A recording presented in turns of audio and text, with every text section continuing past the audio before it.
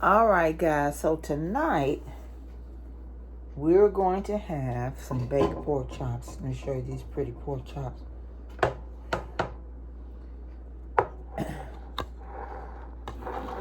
Beautiful. Look at that. I tried to order a family pack. I ordered groceries from Walmart and they were all out. They sent me these as a substitution. So today what we're going to do, something a little bit different. We're going to take some olive oil. I've got a little container here. And we're going to put a little bit of this in there. And we're going to use it as a base for the pork chops. We're going to add a little bit of seasoned salt to this olive oil. If I can get the top off of it, let's see.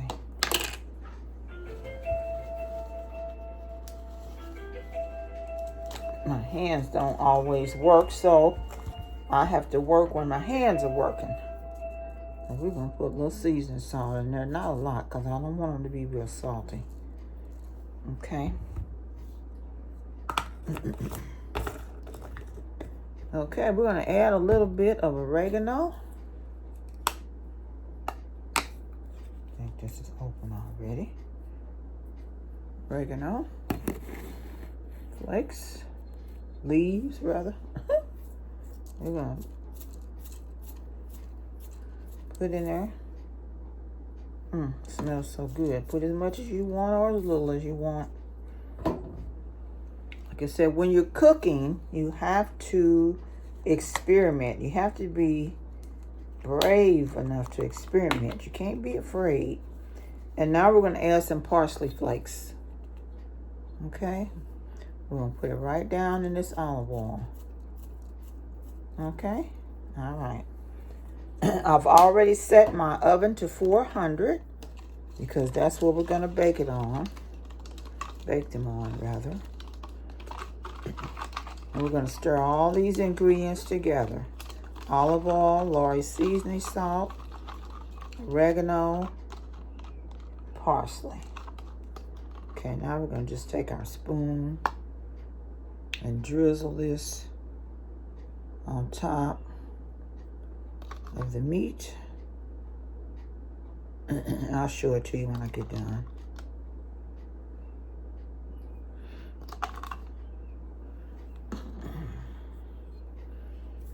Let's see, take my spoon. Spread that all over. Spread that all over the meat.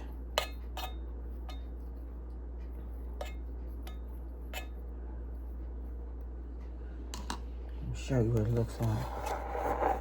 See there? So we got our meat all covered in our seasoning combo. And let me try something. I'm gonna flip it over and see. Sometimes I don't want to get it too salty. So I'll just season one side of my meat because it's so easy for it to get too salty. But since I've got mixture left over, I'm going to go ahead and flip it and put it on the other side too. Yep, I sure am. Put just a little bit on here and a little bit on here. Okay. All right, now we're going to pop these in the oven for 20 to 25 minutes. On 400. Okay? And then we're going to come back and we're going to see what these beautiful babies look like, okay? All right, y'all hang in there. I'll be right back. Okay. Hey guys, this is our end result. This is our baked pork chops. Looking good. I would have liked them a little browner, but as you can see, the fat part of the pork chops getting brown, and pork chops get really tough really quickly. So I don't want to bake them anymore. We're going to slice them and see what they're like. And do it like that. And over here in our pot, we got some rice going. That's butter on top. I'm going to stir that up. And we're going to have that with some gravy. And then just some green beans on the side. So you'll get to see it when I plate it up, okay? Yeah, I'm going to do that right now. All right, guys. Our dinner is done. You want to see this masterpiece? All right, let's look at it. Okay, so we got a pork chop. We baked them at 400 degrees for 25 minutes. And you can see, look how thick that pork chop is. Now, this is just a tip. If you like your pork chops brown, instead of just baked looking like this, you can brown them in a skillet on both sides and then bake them. You can also wait until they're done, pop them in the broiler for 3 to 5 minutes and let them get nice and brown on top. And perfect. We got our rice and gravy, and we got our green beans. Now let's check it out. Let's get a piece of this pork chop. Some rice and gravy.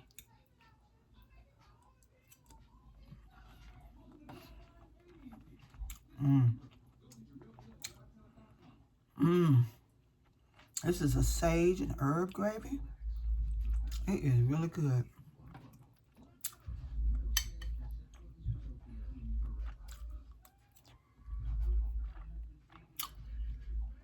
Pork chop is tender. I love green beans.